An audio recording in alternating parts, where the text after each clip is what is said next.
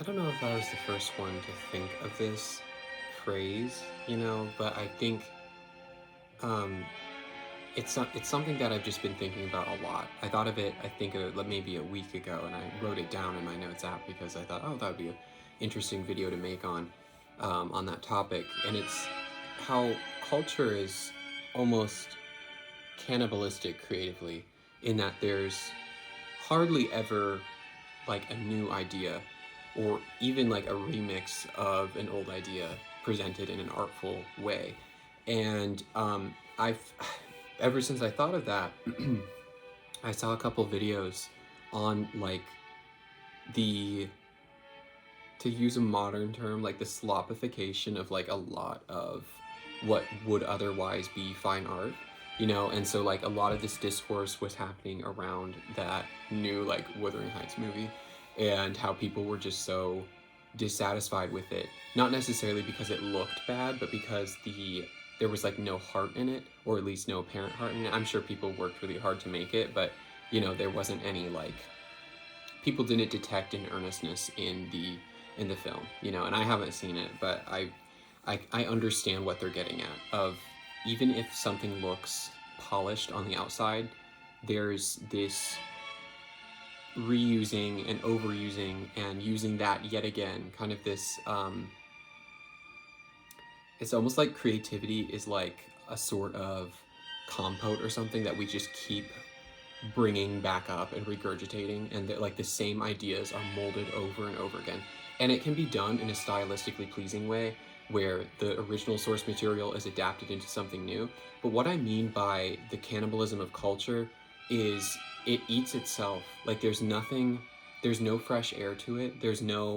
Um there's no like, well, okay, there definitely is like whimsy and mystery to aspects of life, but not in like broad media and like broadly understood media, movies, music. It's very hard to find anything niche, to the point that niche as a word has been celebrated and like edified. It's like, if you can find something niche, that's like better than if it's actually good, because rarity is such an abstract, difficult quality to find in any piece of media these days, that rarity is actually celebrated almost more than inherent goodness or anything of quality. And so we get this, like, yeah, what I coin as a cannibalistic society, creatively, that is, where it's like we just continue to eat ourselves with the music we produce,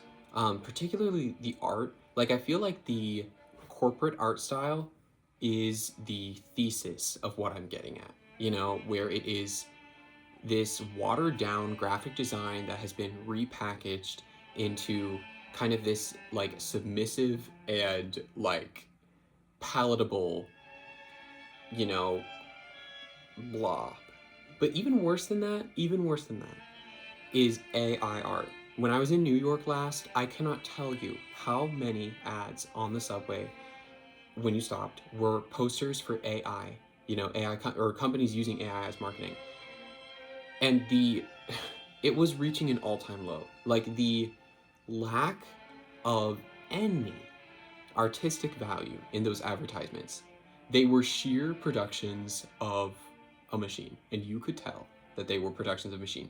And that carelessness, that cannibalism of culture, was so apparent that I never wanted to touch the products that they were trying to advertise, because I knew if they couldn't spend real money and real time advertising their product, I shouldn't feel entitled or obligated. Entitled is the wrong word. I should not feel an ounce of obligation to even look at the product that they're selling.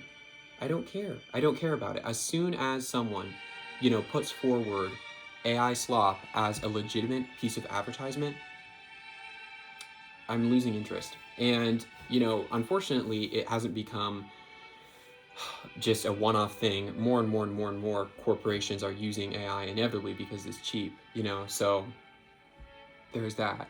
But it's AI and like corporate art and like this enormously inoffensive way of speaking, of like literature, contemporary literature, of music making, like all these otherwise often shocking and stirring art forms have been so diluted with meh that they've become like stuff that I'm not interested in anymore. You know, I'm not interested in them anymore, and I don't know.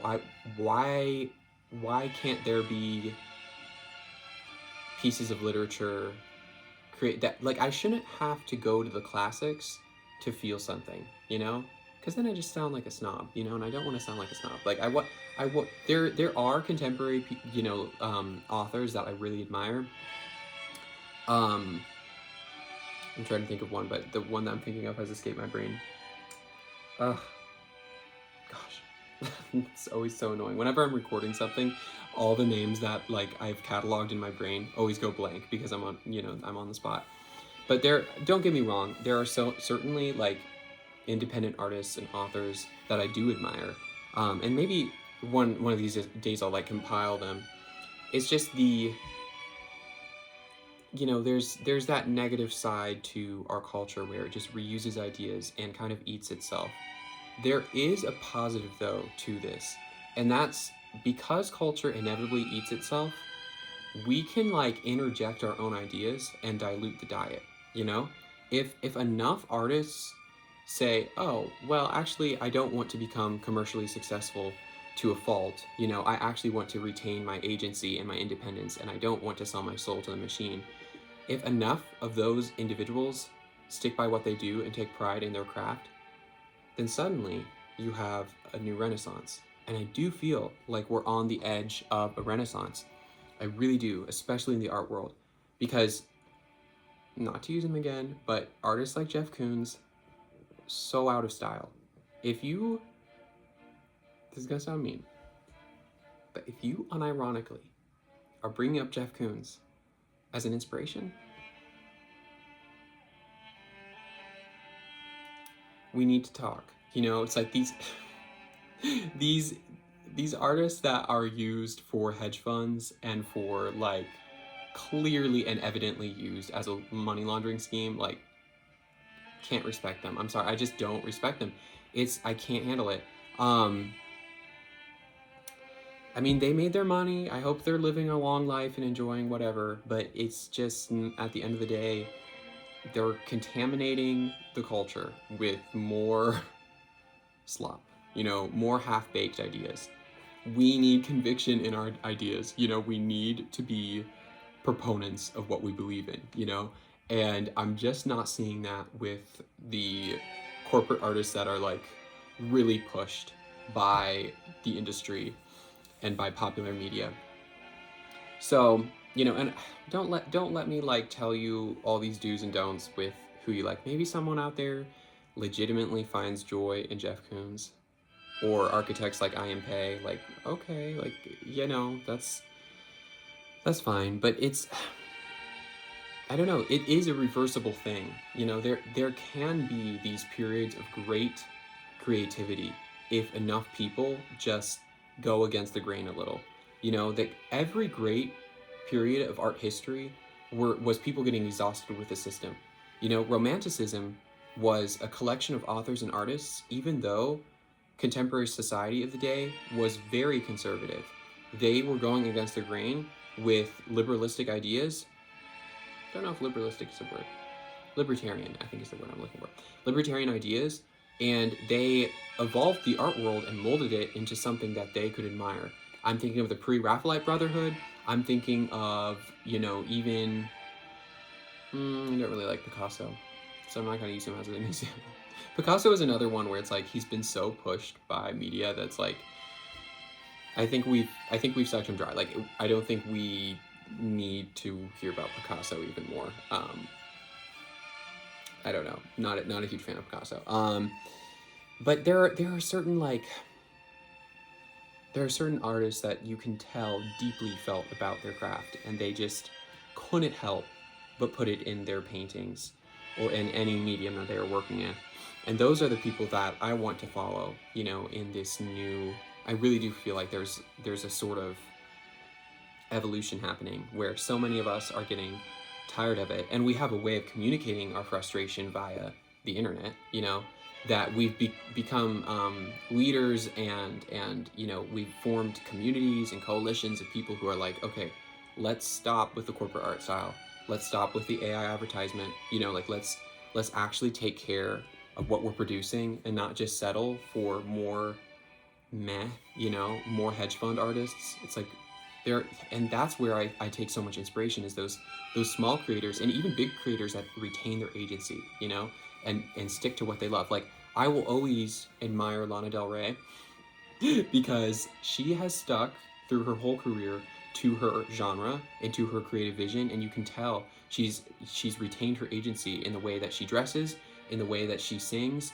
in the way that she presents herself to the public. You know, she doesn't compromise her values in order to sell more deals. You know, it's like there's a there's almost like a childlike naivety in that I really admire. You know, there's a I don't know, it's people like that who are true to themselves and are unapologetically themselves will always attract followings. And that's where if you're ever concerned about like, oh well, how would I make it unless I did compromise to the machine? That's where I'd say no, like the best artists that we know of, the ones who are truly remembered, are those who stuck to their gun, you know? And yeah, yeah. I mean, even probably the most celebrated artist today is Van Gogh, you know, and he died in poverty, but we still admire him because he was so convicted. You know, he was it was definitely, he had a mission. So yeah, maybe we have kind of a cannibalistic culture of art and architecture and music and literature, and we keep reusing basically the same themes over and over and over again without barely any creativity. But the bright side is this sort of thing can be reversed, you know, with enough time and with enough energy. And that's what I want to contribute to. Anyway, next time I want to show off some sketches, and I'll catch you for that video later. Bye.